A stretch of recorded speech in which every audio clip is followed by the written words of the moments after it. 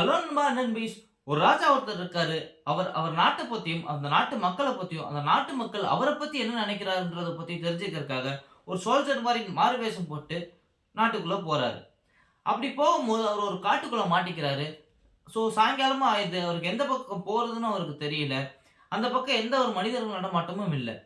அப்போ தூரத்துல ஒரு வெளிச்சம் ஒண்ணு தெரியுது. அந்த வெளிச்சத்த நோக்கி இவரும் போறாரு. அங்க போனா ஒரு வீடு ஒண்ணு இருக்கு. அங்க ஒரு பாட்டி ஒருத்தங்க இருக்காங்க. அந்த பாட்டி இவர பார்த்துட்டு இவர் ராஜான்றது அவங்களுக்கு தெரியாதனால அவரு ஒரு ஒரு சோல்ஜர் அப்படின்னு நெனச்சுக்கிறாங்க. உள்ள கூப்ட்டு போய் சாப்பிடுறியாப்பான்னு கேட்கறாங்க. அப்ப அவரு சரின்னு சொல்றாரு. அந்த பாட்டியும் அவருக்கு சூடா சாப்பாடும் கொஞ்சம் குழம்பும் ஊத்தி குடுக்குறாங்க. உடனே அவரும் அந்த சாப்பாட்டுல கை வைக்கிறாரு. அந்த சூடா இருக்கறனால அந்த கைய டக்குன்னு எடுத்துடுறாரு. அப்படி எடுக்கும்போது சாப்பாடு கொஞ்சம் கீழ சிதறிருது.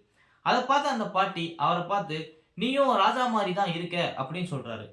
அத கேட்டதும் அந்த ராஜாவுக்கு, "ஏன் பாட்டி இப்படி சொல்றீங்க?" அப்படின்னு அந்த பாட்டிட்ட கேட்க, அந்த பாட்டி சொல்றாங்க, "உன் ராஜாவும் இப்படித்தான். பெரிய பெரிய டெரிட்டரி பிடிக்கணுன்றதுக்காக சின்ன சின்ன டெரிட்டரிலாம் விட்டுட்டு, நேரா பெரிய டெரிட்டரில போய் அடிக்கிறாரு. அதனால சில சோல்ஜரும் இறந்து போறாங்க. பல பொருள் சேதமும் நடக்குது.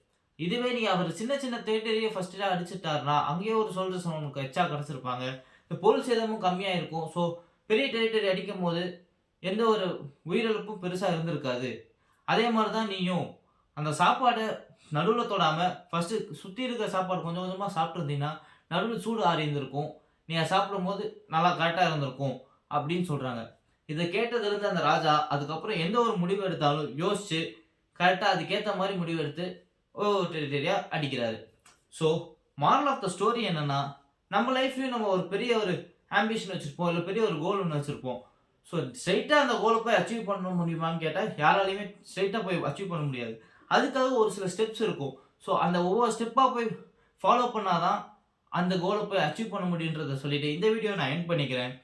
இந்த ஸ்டோரியில வேற ஏதாவது கமெண்ட் இருந்துச்சுன்னா, நீங்க கமெண்ட் செக்ஷன்ல கமெண்ட் பண்ணுங்க. இந்த ஸ்டோரி உங்களுக்கு புடிச்சிருந்தா லைக் பண்ணுங்க, ஷேர் பண்ணுங்க. மறக்காம நம்ம சேனல சப்ஸ்கிரைப் பண்ணிருங்க. நான் அடுத்த வீடியோல உங்கள வந்து சந்திக்கிறேன். அதுவரைக்கும் டாடா, பாய் பாய் சொல்லிக்கிறது நான் உங்க பாலா. அண்ட் இது நம்ம ஃபன் ஜோன் என்டர்டெயின்மென்ட் மீடியா.